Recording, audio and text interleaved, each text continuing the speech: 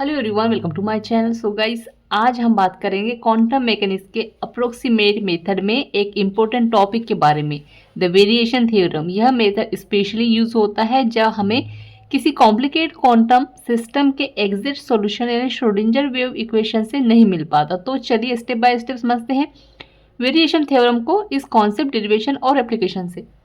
और अगर आप मेरे चैनल पर नए हो तो प्लीज़ चैनल को सब्सक्राइब कर दीजिएगा, बेल आइकन प्रेस कर दीजिएगा। और एमएससी केमिस्ट्री ऑल सेमेस्टर के नोट्स परचेस करने के लिए आप मुझे व्हाट्सएप पर मैसेज कर सकते हैं, डिस्क्रिप्शन व्हाट्सएप में शेयर कर दिया है। तो देखिएगा आगे अप्रोक्सीमेशन मेथड होता क्या है। तो according to quantum mechanics, for a particle a wave equation is related to wave nature of a particle be given is from of Schrodinger wave equation, but exact solution of such a equation is possible for one electron system because single potential energy term. If we consider a multi-electron system, then many potential energy term are arises in such a scarce solution for the self can be obtained by approximation method. There are two most popular approximation method are the first है variation method और second है पर्टुर्बेशन method. तो क्या कह रहा है कि जो क्वांटम मैकेनिज्म में बहुत सारे सिस्टम के लिए एग्जैक्ट सॉल्यूशन पॉसिबल होते हैं, जैसे कि particle in a box, harmonic oscillator, hydrogen atom. लेकिन जैसे कि सिस्टम थोड़ा कॉम्प्लेक्स होता है यानी multi electron atom molecule etcetera जैसे होता है, तो एग्जैक्ट सॉल्यूशन इम्पॉसिबल हो जाता है। ठीक है, तब हमें यूज करते हैं अप्रोक्सीमेशन मेथड, जैसे कि पर्टुर्बेशन थ्योरी के लिए, वेरिएशन थ्योरी के लिए। ठीक है, तो उसी के लिए हम क्या करें कि द वेरिएशन थ्योरम पढ़ते हैं। ठीक है, तो चलिएगा देखते हैं आगे वेरिएशन मेथड क्या होता है। तो according to variation method, the wave function which given lowest energy of system is closest to accurate wave function. Approximation method is used to determine approximate ground state energy level in any system. The principle of variation theorem said that if you have a number of trial functions xi1, xi2, xi3 dash dash dash which corresponding expectation energy value e1, e2, e3 dash dash dash e6, then each of this value will be greater than the free value of energy of ground state. तो variation theorem एक powerful principal है जो कि कहता है कि किसी भी नॉर्मलाइज ट्रायल वेव फंक्शन के लिए कैलकुलेट किया गया एक्सपेक्टेशन वैल्यू ऑफ एनर्जी हमेशा ट्रू ग्राउंड स्टेट एनर्जी से बड़ा या बराबर होता है। ठीक है, चलिए देखते हैं आगे। तो यहाँ पे लिया है ई स्मॉल आई और ई नॉट, जिसमें आई क्या होती है, इसकी जो वैल्यू से हो सकती है 1 2 3 4 कुछ भी। ठीक है, अब this can be provide by following two idea. First if the wave function xi is not an eigen function of the Schrodinger equation, it can be expressed as linear combination of a set of normalized and orthogonal eigenfunctions phi1, phi2, phi3 of the system with eigenvalues e1, e2, e3। फिर xi है फिर a1 phi2 plus a2 phi2 plus a3 phi3, इसको नाम देंगे हम समीकरण number 1। और फिर है कैप एच आई फाई जे ये जे है, फिर बराबर ई आई फाई आई, इसको नाम दिया हमने समीकरण नंबर 1।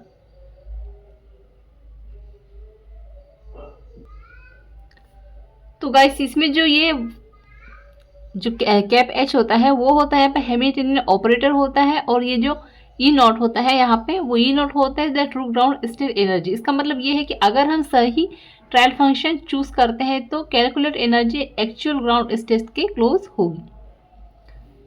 अब यहाँ पर देखिएगा कि सिस्टम की एग्जैक्ट आइगन फंक्शन है xi n। ठीक है, विथ एनर्जीज। तो अगर हम एक trial wave function phi choose करते हैं तो इससे एक्सपेंड कर सकते हैं कि आइगन फंक्शन के टर्म हो सकते हैं phi1 omega C N xi n। तो यहाँ पर the value of the coefficient a1, a2, a3 are so chosen that the functions is normalise. तो यहाँ पर है इंटीग्रेशन जाई और जाई स्टार डी टाउ बराबर 1। आप यहाँ पर देखिएगा A1 और phi 1 plus A2 phi 2 dash dash dash etcetera कर दें इसके लगाकर डेल टाउ बराबर 1। इसको नाम देंगे हम क्या, समीकरण नंबर 3। अब यहाँ पे सभी चीज़ों को रख देंगे, ठीक है, जितने भी वैल्यूज हैं सभी को इससे एक सेट बनाकर रख देंगे। तो यहाँ पर देखिएगा A1 स्क्योर सॉरी हाँ, और फिर इंटीग्रेशन करेंगे तो फिर phi 1 square D tau plus A2 square, फिर है phi 2 square D tau plus, फिर प्लस है A1 A2 phi 1 phi 2 D tau plus A1 A3, ठीक है।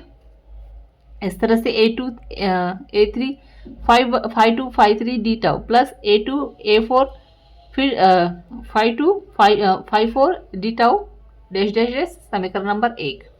इनकी जो वैल्यूज है यहाँ पे लिखी गई है। अब ये इसको हम इस वैल्यूज को हम इस तरह से लिख सकते हैं, कैसे, A1 square plus A2 square plus A3 square plus A4 square बराबर 4, ठीक है, क्योंकि 4 वैल्यूज के लिए हमने लिया था। फिर है the energy associate with linear combination function of equation 1 is the average of energy eigen value is calculate from postulate of quantum mechanics. आगे देखिएगा,